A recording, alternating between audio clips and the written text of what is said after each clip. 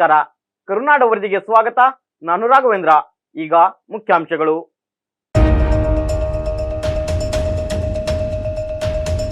ಬೆಳಗಾವಿಯಲ್ಲಿ ಎಂಇಎಸ್ ಪುಂಡರು ಕನ್ನಡ ಧ್ವಜವನ್ನು ಸುಟ್ಟಿದ್ದಾರೆ.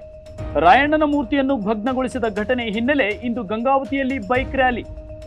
ರಾಯಣ್ಣರ ಪ್ರತಿಮೆಯನ್ನು ಬೆಳಗಾವಿಯ ಸುವರ್ಣಸೌಧದ ಮುಂದೆ ರಾಜ್ಯ ಸರ್ಕಾರವೇ ಸ್ಥಾಪನೆ ಮಾಡಬೇಕೆಂದು ತಹಶೀಲ್ದಾರರಿಗೆ ಮನವಿ.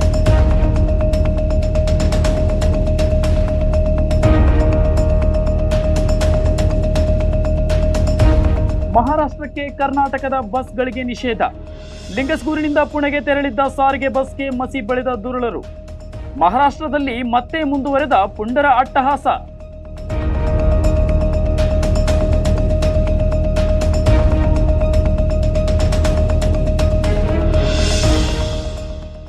ಡಿಸೆಂಬರ್ 24ರಂದು ಬಳ್ಳಾರಿಯಲ್ಲಿ ಕನ್ನಡ ರಾಜ್ಯೋತ್ಸವ ಸಂಭ್ರಮ.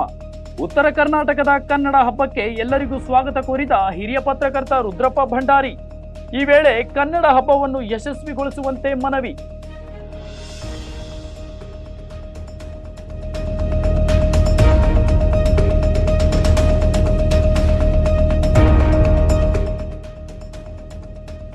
ಕುಕನೂರಿನಲ್ಲಿ ಚುರುಕುಗೊಂಡ ಮತಯಾಚನೆ ಪ್ರಕ್ರಿಯೆ. ಮೊದಲ ದಿನದ ಚುನಾವಣಾ ಪ್ರಚಾರಕ್ಕೆ ಮಾಜಿ ಸಚಿವರಿಂದ ಚಾಲನೆ. ಪ್ರತಿ ವಾರ್ಡ್ಗಳಿಗೆ ತೆರಳಿ ಮತಯಾಚಿಸಿದ ಮಾಜಿ ಸಚಿವರು.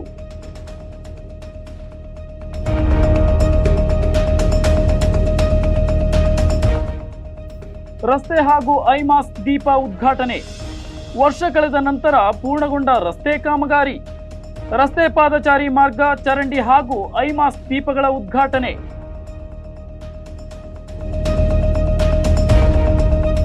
ಈಗ ವಾರ್ತೆಗಳ ವಿವರ. ಬೆಳಗಾವಿಯಲ್ಲಿ ಎಂಇಎಸ್ ಪುಂಡರು ಕನ್ನಡ ಧ್ವಜವನ್ನ ಸುಟ್ಟು ರಾಯಣ್ಣನ ಮೂರ್ತಿಯನ್ನ ಭಗ್ನಗೊಳಿಸಿದ ಘಟನೆ ಹಿನ್ನೆಲೆ ಇಂದು ಗಂಗಾವತಿಯಲ್ಲಿ ಬೈಕ್ ರ್ಯಾಲಿ ಮುಖಾಂತರ ತಹಸೀಲ್ದಾರರಿಗೆ ಮನವಿಯನ್ನ ಸಲ್ಲಿಸಲಾಯಿತು. ಈ ಸಂದರ್ಭದಲ್ಲಿ ಎಂಇಎಸ್ ಪುಂಡರನ್ನು ಕೂಡಲೇ ರಾಜ್ಯದಲ್ಲಿ ನಿಷೇಧಿಸಬೇಕು ಮತ್ತು ರಾಯಣ್ಣರ ಪ್ರತಿಮೆಯನ್ನು ಬೆಳಗಾವಿಯ ಸುವರ್ಣಸೌಧದ ಮುಂದೆ ರಾಜ್ಯ ಸರ್ಕಾರವೇ ಸ್ಥಾಪನೆ ಮಾಡಬೇಕೆಂದು ಸರ್ಕಾರಕ್ಕೆ ಮನವಿಯನ್ನು ಮಾಡಿಕೊಳ್ಳಲಾಯಿತು. ಈ ಸಂದರ್ಭದಲ್ಲಿ ಬಸವಪಟ್ಟಣದ ಗುರುಗಳಾದ ಸಿದ್ದರಾಮ ಗುರುವಿನ್, ಹಾಲುಮತ ಸಮಾಜದ ಅಧ್ಯಕ್ಷ ಯಮನಪ್ಪ, ಸಣ್ಣಕ್ಕಿ ನೀಲಪ್ಪ, ಶರಣೇಗೌಡ, ವೆಂಕಟೇಶ್ ಜಂತಕಲ್, ಬೆಟ್ಟಪ್ಪ ಬೆಣಕಲ್, ಯಮನಪ್ಪ ನವಲಿ, ಕೆ ವೆಂಕಟೇಶ್, ಅಶೋಕ್ ಗೌಡ, ನೀಲ್ಕಂಠಪ್ಪ ಹೊಸಳ್ಳಿ ಉಪಸ್ಥಿತರಿದ್ದರು. ಲಿಂಗಸೂರಿನಿಂದ ಪುಣೆಗೆ ತೆರಳಿದ್ದ ಸಾರಿಗೆ ಬಸ್ಗೆ ಮಸಿ ಬಳಿದು ಬಸ್ ಮೇಲೆ ಮರಾಠಿ ಹಾಗೂ ಹಿಂದಿಯಲ್ಲಿ ಕನ್ನಡ ವಿರೋಧಿ ಘೋಷಣೆಯನ್ನ ಶಿವಸೇನೆ ಪುಂಡರು ಬರೆದಿದ್ದಾರೆ.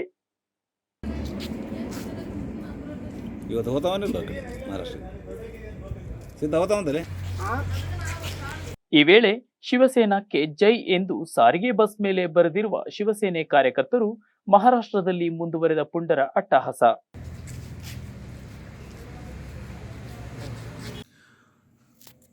ಆದಪ್ಪ ಡಿಪೋ ಮ್ಯಾನೇಜರ್, ಲಿಂಗಸೂರು ಡಿಪೋ.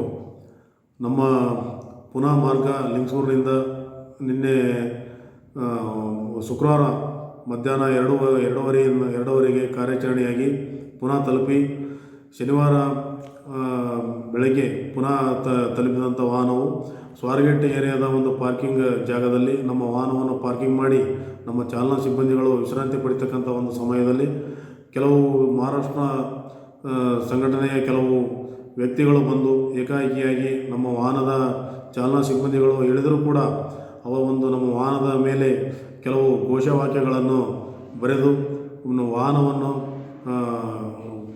ವಾಹನದ ಒಂದು ಅಂದವನ್ನು ಕೆಡಿಸಿರುತ್ತಾರೆ. ಇದರಿಂದಾಗಿ ನಮ್ಮ ವಾಹನವು ನಿನ್ನೆ ಪುನಃ 4 ಗಂಟೆಗೆ ಕಾರ್ಯಾಚರಣೆ ಮಾಡಬೇಕಾಗಿದ್ದರೂ ಕೂಡ ಒಂದು ಗಲಾಟೆಯಿಂದಾಗಿ ನಮ್ಮ ವಾಹನವು ರಾತ್ರಿ 7:30 ಸುಮಾರಿಗೆ ಲಿಂಗಸೂರು ಕಡೆಗೆ ಕಾರ್ಯಾಚರಣೆಯಾಗಿ ಇಂದು ಬೆಳಗ್ಗೆ ಲಿಂಗಸೂರು ಘಟಕಕ್ಕೆ ಬಂದಿರುತ್ತದೆ. Nagaraja Madiwalar, Kishkindha news bureau, Lingasugur.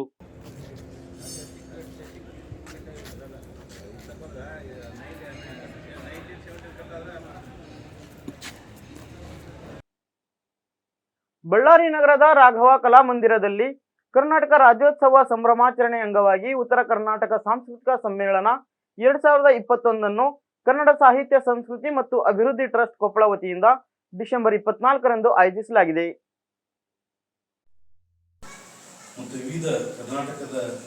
ಇದೇ ತಿಂಗಳು 24ನೇ ತಾರೀಕಿನಂದು ಉಕ್ಕಿನ ನಗರಿ ಬಳ್ಳಾರಿಯಲ್ಲಿ ಉತ್ತರ ಕರ್ನಾಟಕ ಸಾಂಸ್ಕೃತಿಕ ಸಮ್ಮೇಳನ ಆಯೋಜಿಸಲಾಗಿದೆ.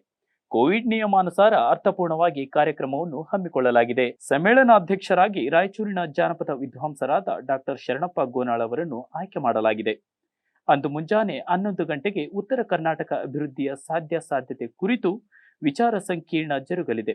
ದಿವ್ಯ ಸಾನ್ನಿಧ್ಯವನ್ನು ಗಜೇಂದ್ರಗಡದ ಕಾಲಜ್ಞಾನ ಮಠದ ಕಾಲಜ್ಞಾನ ಬ್ರಹ್ಮ ಸದ್ಗುರು ಡಾಕ್ಟರ್ ಶರಣಬಸವೇಶ್ವರ ಸ್ವಾಮೀಜಿಯವರು ವಹಿಸಲಿದ್ದಾರೆ.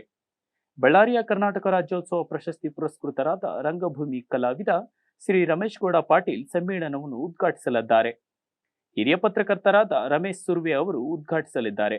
ವಿವಿಧ ಕ್ಷೇತ್ರದ ಸಾಧಕರಿಗೆ ರಾಷ್ಟ್ರೀಯ ರತ್ನಶ್ರೀ ಹಾಗೂ ಕರ್ನಾಟಕ ರತ್ನಶ್ರೀ ಪ್ರಶಸ್ತಿಯನ್ನು ಕೊಪ್ಪಳದ ಸಾಹಿತಿಗಳಾದ ಡಾಕ್ಟರ್ ಮಹಂತೇಶ್ ಮಲ್ಲನಗೌಡರು ಪ್ರಶಸ್ತಿ ಪ್ರದಾನ ಮಾಡಲಿದ್ದಾರೆ. ಕಾರ್ಯಕ್ರಮದಲ್ಲಿ ಚಿಂತಕರು, ಸಾಹಿತಿಗಳು, ಗಣ್ಯರು, ಸಮಾಜ ಸೇವಕರು, ಅಧಿಕಾರಿ ವರ್ಗದವರು ಭಾಗಿಯಾಗಲಿದ್ದಾರೆ. ನಂತರ ರಾಜ್ಯದ ವಿವಿಧ ಜಿಲ್ಲೆಗಳ ಕಲಾವಿದರಿಂದ ದಾಸರ ಪದ, ಜಾನಪದ ಗಾಯನ, ಸುಗಮ ಸಂಗೀತ, ಸೋಬಾನೆ ಪದ, ವಚನ ಗಾಯನ, ಭರತನಾಟ್ಯ, ದೊಡ್ಡಾಟ ಗಾಯನ, ಭಜನಾ ಪದ ಸೇರಿದಂತೆ ನಾನಾ ಸಾಂಸ್ಕೃತಿಕ ಕಾರ್ಯಕ್ರಮಗಳು ಜರುಗಲಿವೆ. ವಿಶೇಷವಾಗಿ ಎರಿಸ್ವಾಮಿ ಕಿರುತೆರೆ ಹಾಸ್ಯ ಕಲಾವಿದರು ಬಳ್ಳಾರಿ ಇವರಿಂದ ಹಾಸ್ಯ ಚಟಾಕಿ, ರಾಯಚೂರಿನ ಬಾಲಕಿ ವೈಷ್ಣವಿ ದೇಶಪಾಂಡೆ ಇವರಿಂದ ಸುಗಮ ಸಂಗೀತ, ಕುಕನೂರಿನ ಗಾಯಕಿ ಅಕ್ಷತಾ ಬಣ್ಣದ ಬಾವಿ ಇವರಿಂದ ವಚನ ಗಾಯನ, ಬೆಳಗಾವಿಯ ಪಾಶ್ಚಾಪುರದ ಶಾಂತಲಾ ಉದೋಶಿ ಇವರಿಂದ ಭರತನಾಟ್ಯ ನೃತ್ಯ ಹಾಗೂ ಅಪ್ಪಳಿಸುವ ಪತ್ರಿಕೆ ವಿಶೇಷ ಸಂಚಿಕೆ ಹಾಗೂ ವಿವಿಧ ಲೇಖಕರ ಕೃತಿಗಳು ಲೋಕಾರ್ಪಣೆಗೊಳ್ಳಲಿದ್ದು, ಈ ಸಮ್ಮೇಳನಕ್ಕೆ ಎಲ್ಲರೂ ಸಹಕರಿಸಬೇಕೆಂದು ಹಿರಿಯ ಪತ್ರಕರ್ತರಾದ ರುದ್ರಪ್ಪ ಭಂಡಾರಿಯವರು ಪತ್ರಿಕಾಗೋಷ್ಠಿಯಲ್ಲಿ ಮನವಿ ಮಾಡಿಕೊಂಡಿದ್ದಾರೆ. ಹಬ್ಬದಲ್ಲಿ ಹಿರಿಯ ಪತ್ರಕರ್ತರಾದ ರುದ್ರಪ್ಪ ಭಂಡಾರಿ, ಡಾಕ್ಟರ್ ಶಿವರಾಜ್ ಗುರಿಕಾರ್, ನಿರ್ಮಲಾ ಬೋರಣ್ಣವರ್, ರುದ್ರಪ್ಪ ಭಂಡಾರಿ ಹಾಗೂ ಇತರರು ಪಾಲ್ಗೊಂಡಿದ್ದರು. ಸುನಿಲ್ ಕುಮಾರ್ ಮಠದ್, ಕಿಷ್ಕಿಂಧ ನ್ಯೂಸ್ ಬ್ಯೂರೋ, ಕುಕನೂರು.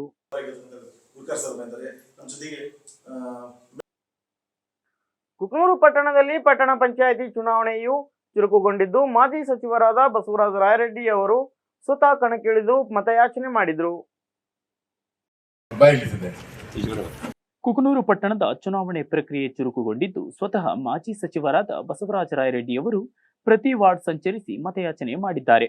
ಈ ಸಮಯದಲ್ಲಿ ಮಾತನಾಡಿದ ಅವರು, ಮುಂದಿನ ವಿಧಾನಸಭಾ ಚುನಾವಣೆಯಲ್ಲಿ ಕಾಂಗ್ರೆಸ್ ಪಕ್ಷವು ಬಹುಮತ ಪಡೆದು ಸರ್ಕಾರ ರಚನೆ ಮಾಡುವುದು ಖಚಿತ ಎಂದು ಭರವಸೆ ವ್ಯಕ್ತಪಡಿಸಿದ್ದಾರೆ.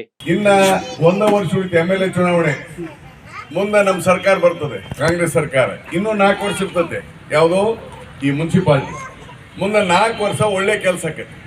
ಈ ಸಂದರ್ಭದಲ್ಲಿ ಸಿದ್ದಯ್ಯ ಕಳ್ಳಿಮಠ್, ಸಂಗಮೇಶ್ ಗುತ್ತಿ, ರೆಹಮಾನ್ ಸಾಬ್ ಮಕ್ಕಣ್ಣವರ್, ನಾರಾಯಣಪ್ಪ ಹರಪನಹಳ್ಳಿ, ಕಾಸಿಂ ಸಾಬ್ ತಳಕಲ್, ಶಬ್ಬೀರ್ ಸಾಬ್ ಮಾಳೆಕೊಪ್ಪ, ಈಶಯ್ಯ ಶಿರೂರ್ಮಠ್ ಹಾಗೂ ಮುಂತಾದವರು ಪಾಲ್ಗೊಂಡಿದ್ದರು. ಸುನಿಲ್ ಕುಮಾರ್ ಮಠದ್, ಕಿಷ್ಕಿಂಧ ನ್ಯೂಸ್ ಬ್ಯೂರೋ, ಕುಕನೂರು. ಕುಕನೂರು ಪಟ್ಟಣದ ಪ್ರಮುಖ ರಸ್ತೆಯಲ್ಲಿ ಒಂದಾದ ಮಠದ ರಸ್ತೆಯನ್ನ ಅಗಲೀಕರಣ ಮಾಡಿ ರಸ್ತೆ ಬದಿ ದೀಪ ಹಾಗೂ ಚರಂಡಿ ನಿರ್ಮಾಣ ಮಾಡಲಾಯಿತು. ಕುಕನೂರು ಪಟ್ಟಣದ ಗುದ್ನೆಪ್ಪನ ಮಠದಿಂದ ವೀರಭದ್ರಪ್ಪ ವೃತ್ತದವರೆಗೆ ರಸ್ತೆ ಅಗಲೀಕರಣ ಮತ್ತು ಡಾಂಬರೀಕರಣ ಹಾಗೂ ಐಮಾಸ್ಕ್ ವಿದ್ಯುತ್ ದೀಪ ಕಾಮಗಾರಿ ವರ್ಷದ ನಂತರ ಮುಗಿದರೂ ಕೂಡ ಗುಣಮಟ್ಟದ ರಸ್ತೆ ನಿರ್ಮಾಣ ಮಾಡಲಾಗಿದೆ ಎಂದು ಲೋಕೋಪಯೋಗಿ ಇಲಾಖೆಯ ಸಹಾಯಕ ನಿರ್ದೇಶಕ ಹೇಮಂತ್ ರಾಜ್ ಹೇಳಿದ್ದಾರೆ. ಇಲ್ಲಿ ಗುದ್ನೆಪ್ಪ ಮಠದಲ್ಲಿ ಶನಿವಾರ ಹೈಮಾಸ್ಕ್ ಉದ್ಘಾಟನಾ ಕಾರ್ಯಕ್ರಮದಲ್ಲಿ ಭಾಗವಹಿಸಿದ ಅವರು ಮಾತನಾಡಿ, 2.5 ಕಿಲೋಮೀಟರ್ ರಸ್ತೆಯ 4,80,00,000 ವೆಚ್ಚದಲ್ಲಿ ನಿರ್ಮಾಣವಾದ ಈ ಕಾಮಗಾರಿ ಗುಣಮಟ್ಟದಿಂದ ಕೂಡಿದ್ದು, ರಸ್ತೆಯ ಎರಡೂ ಬದಿ ವಿದ್ಯುತ್ ದೀಪ, ರಸ್ತೆಯ ಎರಡೂ ಬದಿ ಚರಂಡಿ ಹಾಗೂ ಪಾದಚಾರಿ ಮಾರ್ಗ ನಿರ್ಮಾಣ ಮಾಡಲಾಗಿದೆ. ರಸ್ತೆ ಅಗಲೀಕರಣದಿಂದ ಸಾರ್ವಜನಿಕರ ಸಂಚಾರಕ್ಕೆ ಅನುಕೂಲವಾಗಲಿದೆ ಎಂದರು. ಈ ಸಂದರ್ಭದಲ್ಲಿ ಗುದ್ನೆಪ್ಪನ ಮಠದ ಪ್ರಭುಲಿಂಗ ದೇವರು, CPI Nagareddy, tahsildar Shrishail Talawar, PSI Venkatesh N, ಲೋಕೋಪಯೋಗಿ ಇಲಾಖೆ ಅಭಿಯಂತರ ಶರಣಬಸಪ್ಪ, ಗುತ್ತಿಗೆದಾರ ಶಿವಪ್ರಸಾದ್, ಶಿವಕುಮಾರ್ ನಾಗಲಾಪುರ್ ಮಠ್, ಸಿದ್ದಲಿಂಗಯ್ಯ ಬಂಡಿ ಇದ್ದರು. ಕುಕನೂರಿನ ಗುದ್ನೆಪ್ಪ ಮಠದಲ್ಲಿ ಸಂಜೆ ಹೈಮಾಸ್ಕ್ ಉದ್ಘಾಟನೆ ಕಾರ್ಯಕ್ರಮ ನೆರವೇರಿಸಿ ಸುನಿಲ್ ಕುಮಾರ್ ಮಠದ್, ಕಿಷ್ಕಿಂಧ ನ್ಯೂಸ್ ಬ್ಯೂರೋ, ಕುಕನೂರು. ಗಂಗಾವತಿಯ 22ನೇ ವಾರ್ಡ್ನ ಪೀರ್ಜಾದ ಓಣಿಯಲ್ಲಿಂದು ಸರ್ವಧರ್ಮದ ಯುವಕರಿಂದ ಗ್ಯಾರವಿ ಶರೀಫ್ ಅತಿ ವಿಜೃಂಭಣೆಯಿಂದ ಆಚರಣೆಗೊಂಡಿತು. ಪ್ರತಿ ವರ್ಷದಂತೆ ಈ ವರ್ಷವೂ ಕೂಡ ಯಾಗೌಸ್ ನೌಜವಾನ್ ಕಮಿಟಿ ವತಿಯಿಂದ ಹಾಗೂ ಸರ್ವಧರ್ಮದ ಯುವಕರಿಂದ ಸುಮಾರು 3 ರಿಂದ 4 ಸಾವಿರ ಜನರಿಗೆ ಅನ್ನ ದಾಸೋಹವನ್ನು ಏರ್ಪಡಿಸಲಾಗಿತ್ತು. ಈ ಸಂದರ್ಭದಲ್ಲಿ ನಗರಸಭೆಯ ಸದಸ್ಯೆ ಶ್ರೀಮತಿ ಸುನಿತಾ ಶಾವಿ, ತಾಶಾ ಹುಸೇನ್, ಖಾಜಾ ರಜ್ವಿ, ಆನಂದ್, ಗುಲಾಂ, ಮೌಸಿನ್, ಯಾಕೂಬ್, ಮೆಹಬೂಬ್, ಸಮೀರ್ ಹಾಗೂ ಇನ್ನಿತರ ವಾರ್ಡಿನ ಪ್ರಮುಖರು ಉಪಸ್ಥಿತರಿದ್ದರು.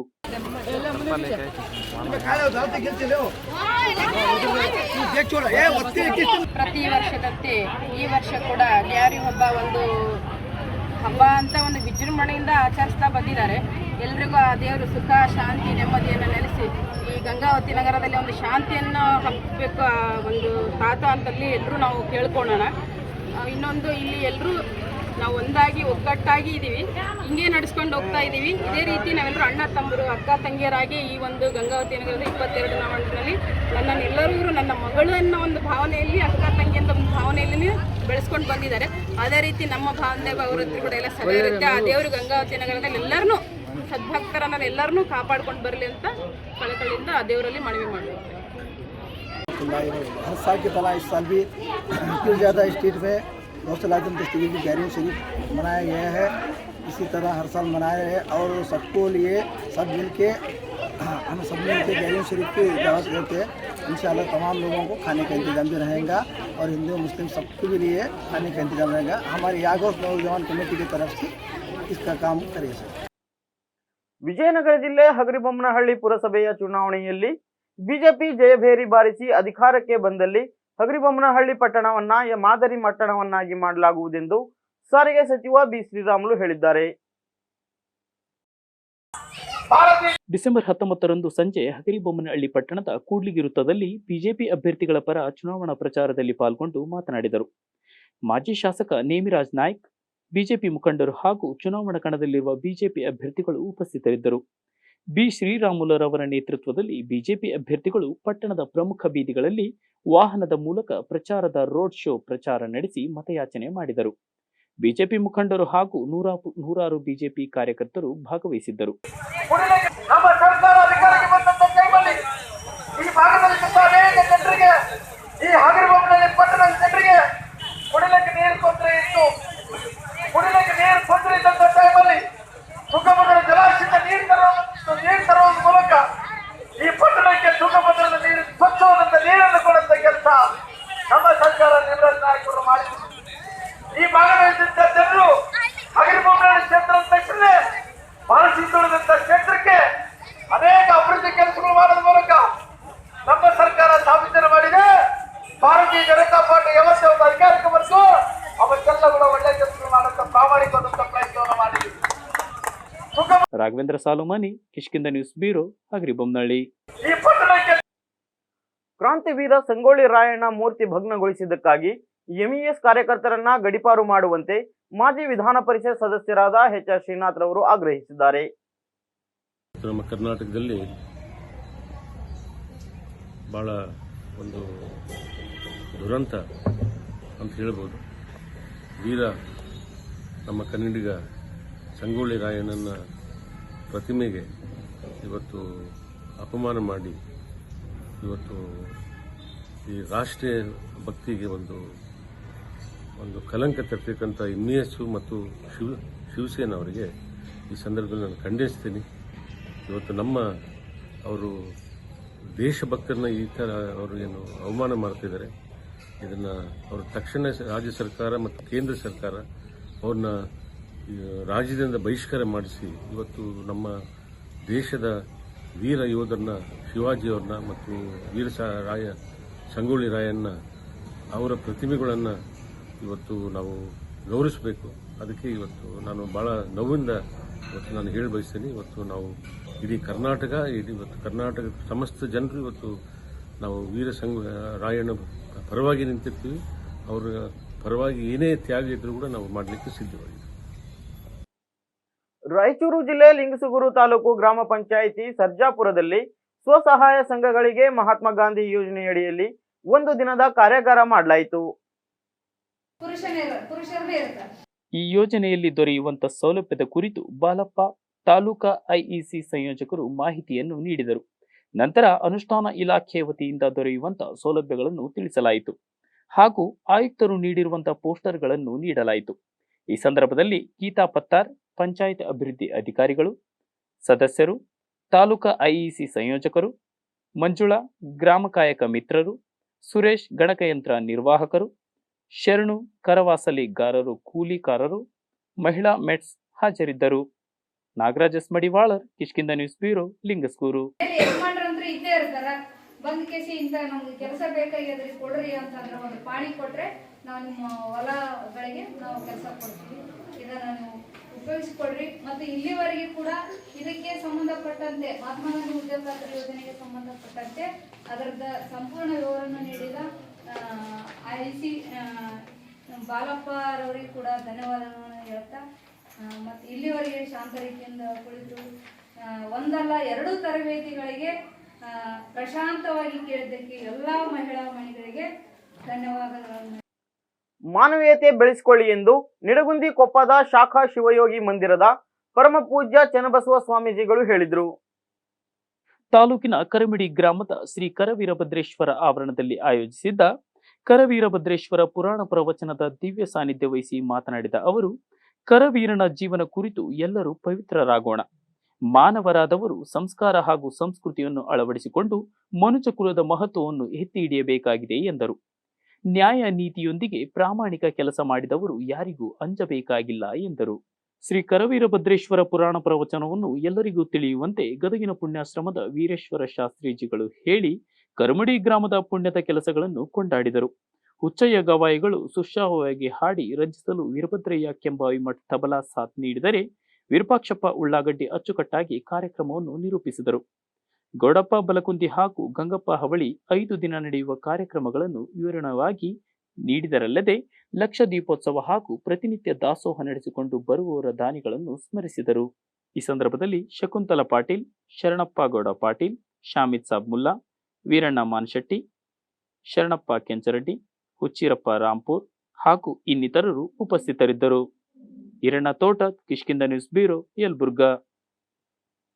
ಗಂಗಾವತಿ ಶ್ರೀ ವೆಂಕಟೇಶ್ವರ PU ಕಾಲೇಜಿನಲ್ಲಿ ಭಾರತೀಯ ಖ್ಯಾತ ಗಣಿತಶಾಸ್ತ್ರಜ್ಞರಾದ ಶ್ರೀನಿವಾಸ್ ರಾಮಾನುಜನರ ಹುಟ್ಟುಹಬ್ಬ ಹಾಗೂ ರಾಷ್ಟ್ರೀಯ ಗಣಿತ ದಿನಾಚರಣೆ ಅಂಗವಾಗಿ 10ನೇ ತರಗತಿ ವಿದ್ಯಾರ್ಥಿಗಳಿಗಾಗಿ ಮ್ಯಾಥ್ಸ್ ಐಕಾನ್ ಟೆಸ್ಟ್ ಹಮ್ಮಿಕೊಳ್ಳಲಾಗಿತ್ತು. ಈ ವೇಳೆ ಸಂಸ್ಥೆ ಅಧ್ಯಕ್ಷರಾದ ರವಿ ಚೈತನ್ಯ ರೆಡ್ಡಿ ಮಾತನಾಡಿ, ರಾಜ್ಯ ಪಠ್ಯಕ್ರಮ, ಕೇಂದ್ರೀಯ ಪಠ್ಯಕ್ರಮ, ICSE ವಿಭಾಗದ 10ನೇ ತರಗತಿ ಮಕ್ಕಳಲ್ಲಿ ಗಣಿತದ ಬಗ್ಗೆ ಭಯ ಹೋಗಲಾಡಿಸುವ ಅವಶ್ಯಕತೆ ಇದೆ. ಸ್ಪರ್ಧಾತ್ಮಕ ಪರೀಕ್ಷೆ ಎದುರಿಸುವ ನಿಟ್ಟಿನಲ್ಲಿ ಮ್ಯಾಥ್ಸ್ ಐಕಾನ್ ಪರೀಕ್ಷೆಯನ್ನು ನಮ್ಮ ಸಂಸ್ಥೆಯ ವತಿಯಿಂದ ಆಯೋಜಿಸಿದ್ದೇವೆ ಎಂದರು. ಈ ಪರೀಕ್ಷೆಯಲ್ಲಿ ಗಂಗಾವತಿ, ಕಾರಟಗಿ, ಕನಕಗಿರಿ, ಕೊಪ್ಪಳ ಜಿಲ್ಲೆಯಲ್ಲಿರುವ ಶಾಲೆಯ 600ಕ್ಕೂ ಹೆಚ್ಚು ವಿದ್ಯಾರ್ಥಿಗಳು ಪರೀಕ್ಷೆ ಬರೆದಿದ್ದಾರೆ. ಇದೇ ತಿಂಗಳು ದಿನಾಂಕ 22ರಂದು ಶ್ರೀನಿವಾಸ ರಾಮಾನುಜನರ ಹುಟ್ಟುಹಬ್ಬದ ನಿಮಿತ್ತ ಹಿರಿಯ ಗಣಿತ ಶಿಕ್ಷಕರಿಗೆ ಅಕ್ಷರ ಶ್ರೀ ವೆಂಕಟೇಶ್ವರ ಶ್ರೀನಿವಾಸ್ ರಾಮಾನುಜನ್ ಅವಾರ್ಡ್ ವಿಸ್ತರಿಸುವ ಹಾಗೂ ಪರೀಕ್ಷೆ ಬರೆದಿರುವ ವಿದ್ಯಾರ್ಥಿಗಳಲ್ಲಿ ಮೊದಲ ಸ್ಥಾನ ಪಡೆಯುವ ವಿದ್ಯಾರ್ಥಿಗೆ 5,000 ರು ನಗದು ಹಣ ಹಾಗೂ ವಿಶೇಷವಾಗಿ 2ರಿಂದ 10ನೇ ಸ್ಥಾನ ಪಡೆಯುವ ಮಕ್ಕಳಿಗೆ ಮುಂದಿನ ಶೈಕ್ಷಣಿಕ ವಿದ್ಯಾಭ್ಯಾಸದ ಅನುಕೂಲಕ್ಕಾಗಿ ಎಕ್ಸಲೆಂಟ್ ಗಣಿತ ಪುಸ್ತಕಗಳನ್ನು ನೀಡಲಾಗುವುದು ಎಂದು ತಿಳಿಸಿದರು. ಲಿಂಗಸೂರು ತಾಲೂಕಿನ ಮುದಗಲ್ ಪಟ್ಟಣ ಸಮೀಪದ ನಾಗಲಾಪುರ ಗ್ರಾಮ ಪಂಚಾಯಿತಿ ಕಾರ್ಯಾಲಯದಲ್ಲಿ ಹಾಗೂ ಪ್ರಾಥಮಿಕ ಕೃಷಿ ಪತ್ತಿನ ಸಹಕಾರ ಬ್ಯಾಂಕ್ನಲ್ಲಿ ಬೀಗ ಮುರಿದು ಕಳ್ಳರು ಕಳ್ಳತನಕ್ಕೆ ಯತ್ನಿಸಿದ್ದಾರೆ. 2 ಕಡೆ ಅಲ್ಮಾರ್ ಬೀಗ ಮುರಿದಿದ್ದಾರೆ. ಬರೀ ದಾಖಲೆಗಳು ಇರುವ ಕಾರಣ ಯಾವುದೇ ಕಳ್ಳತನವಾಗಿಲ್ಲ ಎಂದು ತಿಳಿದು ಬಂದಿದೆ. ಘಟನಾ ಸ್ಥಳಕ್ಕೆ ಮುದಗಲ್ ಪೊಲೀಸ್ ಠಾಣೆಯ ASI ಮಹಂತೇಶ್ ಯರ್ದಿಹಾಳ್ ಹಾಗೂ ತಂಡ ಭೇಟಿ ನೀಡಿ ಪರಿಶೀಲನೆ ಮಾಡಿದ್ದಾರೆ. Nagaraj S Madivalar, Kishkindha news bureau, Lingasugur.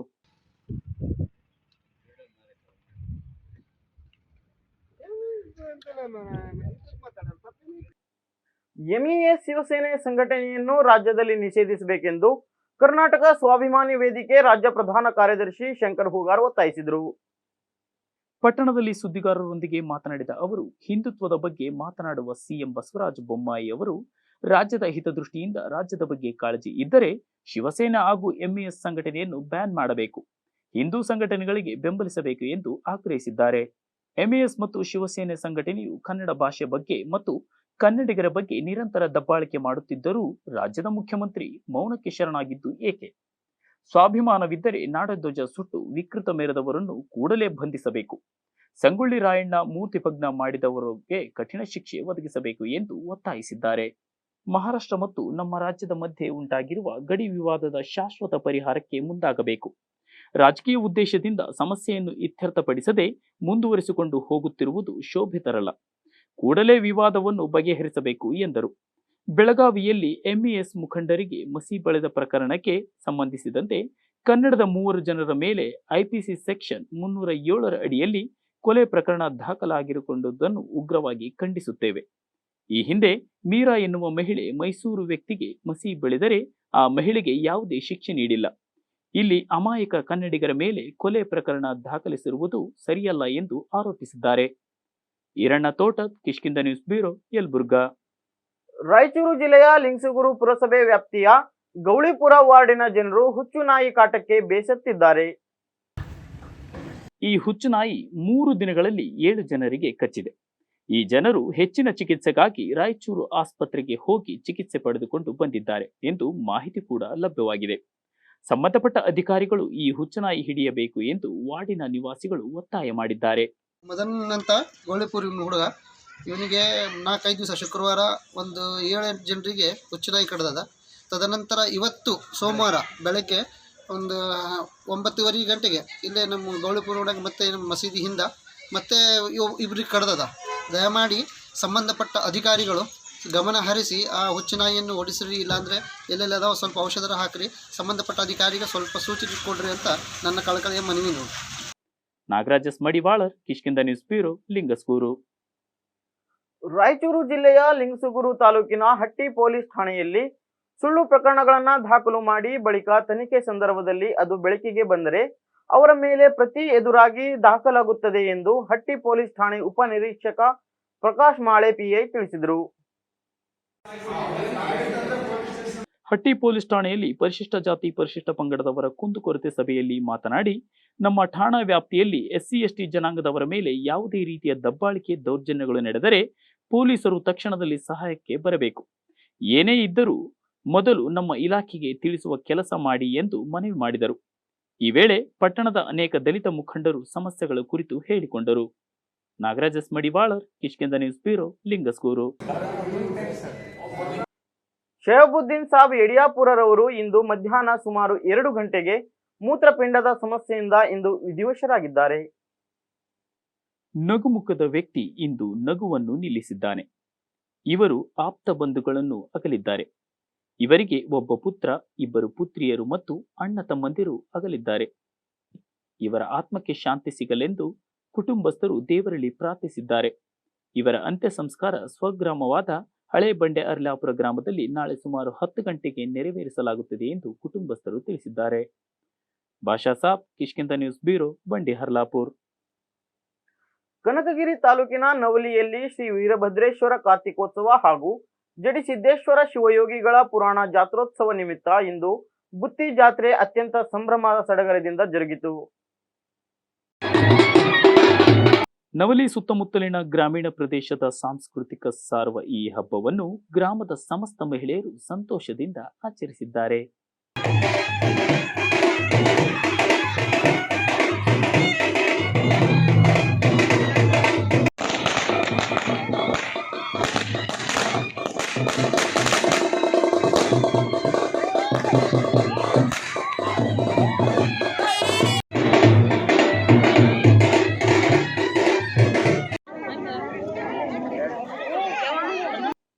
ಇಂದು ಗಡ್ಡಿ ಯಮನಪ್ಪನವರ ಮನೆಗೆ ಊಟಕ್ಕೆ ಹೋದಾಗ ಶ್ರೀನಾಥ್ ರವರ ಜೊತೆಗೆ ನಾಯಕ ಸಮಾಜದ ಹಿರಿಯರು ಮತ್ತು ಸರ್ವ ಸಮಾಜದ ಮುಖಂಡರು ಸಂಗಟಿ ಕರಿಯಣ್ಣ ಮತ್ತು ಹನುಮಂತಪ್ಪ ವಡ್ಡರಹಟ್ಟಿಯವರು ಭಾಗಿಯಾಗಿದ್ದರು.